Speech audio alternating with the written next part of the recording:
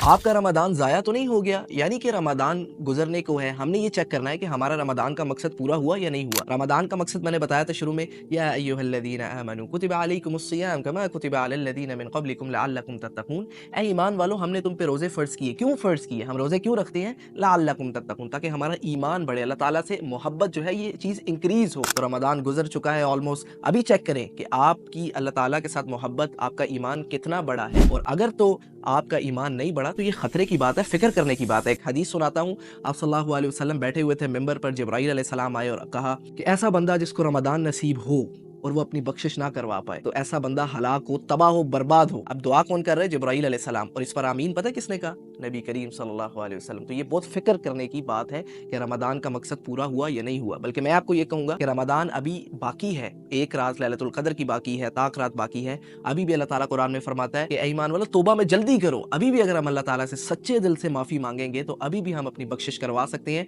और उस बद्दुआ के अंडर हम ना आए और हम अल्लाह ताला से सारे गुनाह माफ़ करवा लें और हमारा रमदान ज़ाया ना हो, बल्कि रमदान का मकसद लअल्लकुम तत्तक़ून पूरा हो जाए।